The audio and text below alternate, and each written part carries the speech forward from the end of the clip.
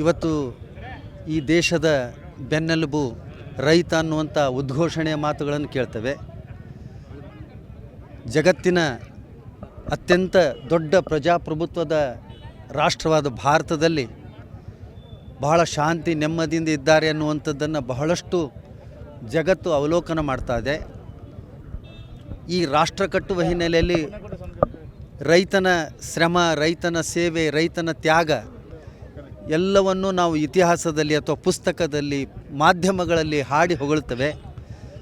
ಆದರೆ ರೈತನ ಜೀವನ ಬಹಳಷ್ಟು ಕಷ್ಟ ಅನ್ನುವಂಥದ್ದು ಎಲ್ರಿಗೂ ಮನವರಿಕೆ ಆಗಿರುವಂಥದ್ದು. ಈ ರೈತನ ಕಷ್ಟಕ್ಕೆ ಸ್ಪಂದಿಸೋರು ಯಾರು? ಇವತ್ತು ರೈತ ತನ್ನ ಒಂದು ದಿನದ ದುಡಿಮೆಯನ್ನು ಬಿಟ್ಟು ಯಾವುದೋ ಒಂದು ಸ್ಟ್ರೈಕ್ನಲ್ಲೋ ಅಥವಾ ಯಾವುದೋ ಒಂದು ಉದ್ದೇಶಕ್ಕೆ ಹೊರಗಡೆ ಬರುವಂಥದ್ದು ಕಷ್ಟ. ಒಂದು ದಿನ ಒಂದು ದುಡಿಮೆ ಹಾಳಾಯ್ತಲ್ಲ ಅಂತ ನೋವು ಪಡ್ತಿರ್ತಾನೆ. ಅಂತಹ ಸನ್ನಿವೇಶದಲ್ಲಿ ಅವನು ಬೆಳೆದ ಬೆಲೆಗೆ ಸರಿಯಾದ ಬೆಲೆ ಸಿಗ್ತಾ ಇಲ್ಲ ಅಂದರೆ ಬಹಳಷ್ಟು ಇದು ಅನ್ಯಾಯ. ಸರ್ಕಾರ ಒಂದು ತಿಂಗಳ ಹಿಂದೆ ಬಹಳಷ್ಟು ಬೆಳೆಗಳ ಪಟ್ಟಿಯನ್ನು ಕೊಟ್ಟು ಅದರ ಬೆಲೆಯನ್ನು ನಿಗದಿ ಮಾಡಿರುವಂಥದ್ದನ್ನು ಪತ್ರಿಕೆಯಲ್ಲಿ ನಾವು ಓದಿದ್ದೇವೆ. ಬರೀ ಪತ್ರಿಕೆಯಲ್ಲಿ ಬೆಂಬಲ ಬೆಲೆ ಘೋಷಣೆ ಮಾಡಿ ಪ್ರಕಟ ಮಾಡಿ ರೈತನಿಗೆ ಸಿಗದೇ ಇರುವಂಥ ಪರಿಸ್ಥಿತಿ ನಿರ್ಮಾಣ ಆದರೆ ಇದಕ್ಕೆ ಹೊಣೆ ಯಾರು?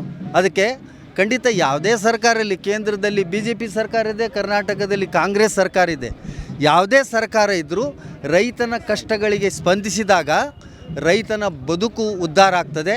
ಆ ಹಿನ್ನೆಲೆಯಲ್ಲಿ ಪ್ರತಿಯೊಬ್ಬರೂ ಇದು ನನ್ನ ಕೆಲಸ ಅನ್ನುವಂಥ ಜವಾಬ್ದಾರಿಯಲ್ಲಿ ಇದಕ್ಕೆ ಹೋರಾಟವನ್ನು ಮಾಡಬೇಕು, ಇದಕ್ಕೆ ಪರಿಹಾರವನ್ನು ಕಂಡುಕೊಳ್ಬೇಕು.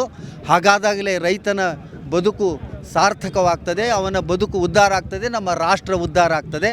ಆ ನಿಟ್ಟಿನಲ್ಲಿ ಪ್ರತಿಯೊಬ್ಬ ನಾಗರಿಕನೂ ಚಿಂತನೆ ಮಾಡಬೇಕು ಅನ್ನುವಂಥ ಕಳಕಳಿಯ ಮಾತನ್ನು ಈ ಸಂದರ್ಭದಲ್ಲಿ ತಿಳಿಸಿ, ಇದೇನು ರಾಜಕೀಯ ಸಂಬಂಧ ಬಂದಿರುವಂಥದ್ದಲ್ಲ. ರೈತರಿಗೆ ಸ್ವಾಮೀಜಿಯವರು ಸತ ನೋವಿನಿಂದ ಬಂದಿರುವಂಥದ್ದು. ನಮ್ಮ ಅಖಿಲ ಭಾರತ ಶಿವಾಚಾರ್ಯ ಸಂಸ್ಥೆ ಅನ್ನುವಂಥದ್ದೊಂದು ಸ್ವಾಮೀಜಿಯವರ ಒಂದು ವೇದಿಕೆ ಇದೆ. ಆ ವೇದಿಕೆಯ ಮೂಲಕ ಕಳಕಳಿಯಿಂದ ನಾನು ವಿನಂತಿ ಮಾಡ್ಕೋತೇನೆ, ಮುಂದಾದರೂ ಇದಕ್ಕೆ ಪರಿಹಾರ ಸಿಗದೇ ಇದ್ದರೆ ಇನ್ನೂ ಬಹಳಷ್ಟು ಸ್ವಾಮೀಜಿಯವರು ನಿಮ್ಮ ಜೊತೆಗೆ ಇದ್ದು ನಿಮಗೆ ಬೆಂಬಲ ಕೊಡುವಂಥ ನಿಟ್ಟಿನಲ್ಲಿ ನಾವೆಲ್ಲ ಸಹಕರಿಸ್ತೇವೆ ಅನ್ನುವಂಥ ಮಾತನ್ನು ಈ ಸಂದರ್ಭದಲ್ಲಿ ತಿಳಿಸ್ತೇನೆ.